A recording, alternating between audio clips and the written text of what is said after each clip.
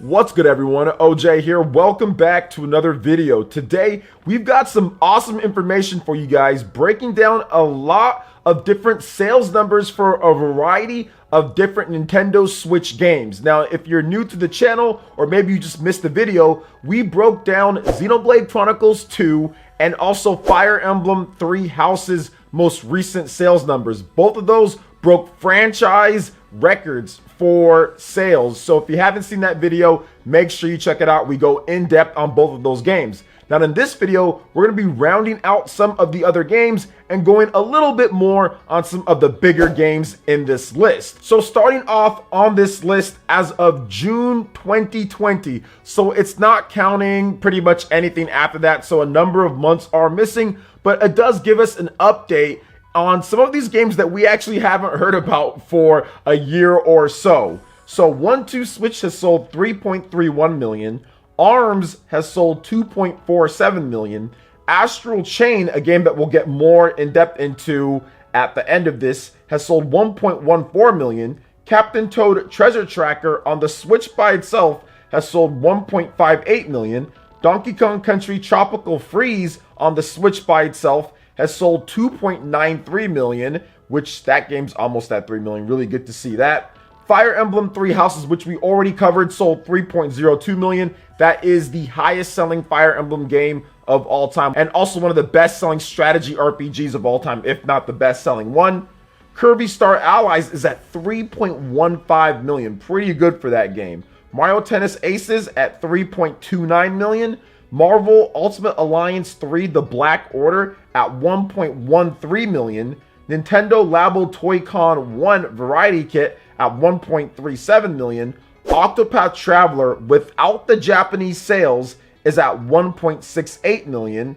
Pokemon Mystery Dungeon Rescue Team DX is at 1.43 million. Pokken Tournament DX, one of my personal favorite games on the Switch/Wii U, is at 1.80 million. Super Mario Maker 2, which was interesting to not see this in the top 10 for Nintendo. It's actually kind of fallen behind quite a bit from New Super Mario Bros. U Deluxe, with Super Mario Maker being at 5.89 million.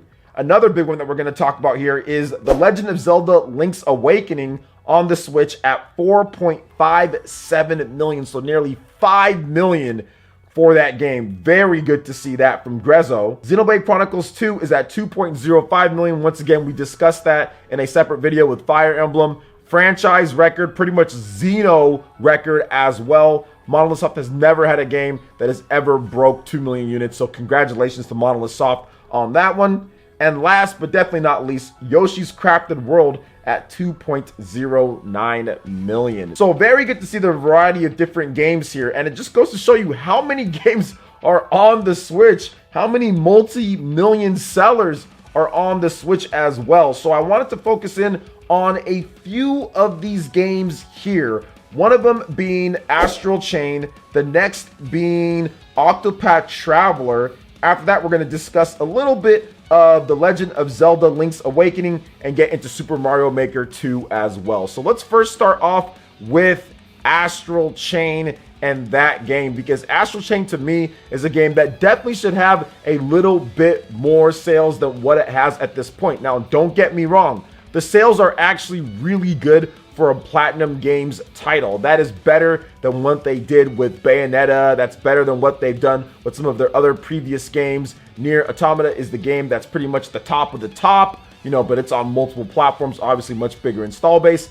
I think Astral Chain has an opportunity to get better sales once there's actually some real price drops and stuff like that, and I think that it will pick up a little bit more momentum as it goes along, because the last time that we heard about this game was that it sold about 1.06 million, so it actually picked up a number of sales in that time frame from the end of 2019 to these sales, which is June. So this is about half of the year, guys, so it's not all the way, so it's picked up a bit more from there. 100,000 units or so, or right around that number. So that's actually not too bad for this style of game, and I would expect it to continue kind of going on the uptick here. I think we could see a 1.5 to 2 million unit range probably when the next sales update does come through, whenever that does happen. And I think that that can give them the confidence to make sure that they say, okay, we're going to proceed with an Astral Chain too, because believe it or not, 1 million units for that style of game and the development of what they are doing there, plenty of money rolling in, especially since the game hasn't really gotten any real price drops or anything like that. So it's being sold at that full price point. So I would fully expect them to say, yeah, we're going to make another Astral Chain at some point, and I'm very happy about that game. I also will be releasing a dedicated video on Astral Chain talking about it, kind of just going over what I love about the game, so look out for that on the channel. Next up, we're going to discuss Octopath Traveler, which this game is very interesting because it started to get some little side stories or sequels on mobile and stuff like that. So when companies do that, especially for a hardcore RPG like Octopath, they're trying to keep interest in the franchise in a cheapest way possible, right? And that's releasing the mobile games and trying to get some extra money to fund what they're going to be doing. And even recently, they did say that Octopath Traveler, they have to wait a little bit, but they are working on a new one, or there will be another Octopath Traveler on consoles, but it's a little while out because they still have to deal with Bravely Default 2, which recently got announced for a release in February of 2021. So Octopath Traveler selling 1.68 million units outside of Japan. So if you include Japan in there, definitely about a 2 million unit seller in there based off of the Famitsu sales numbers that we've gotten and everything. So not bad at all for that style of hardcore old school type of Final Fantasy RPG and everything. And I'm very excited to see what the future is for these type of games. I mean, these games like Bravely Default and Octopath, I mean, they're never going to sell like 5 million units plus or anything like that, or at least anything at this point they're not going to. But there's just enough because they don't cost a ton to develop. So since they don't cost a ton to develop and you're selling them at $60 a pop and people are buying them in the millions upon millions, that gets a lot of money coming in through in order to continue development on other things and keep the franchises going and keep everybody paid and keep them happy for that style. So very good for Octopath Traveler. I love the game myself. I played it so much. I enjoy the old school nature of it. So I'm very happy to see Octopath Traveler doing so well. Now, next up, what we're going to talk about here is Super Mario Maker 2, and then we'll finish off with The Legend of Zelda. So Super Mario Maker 2,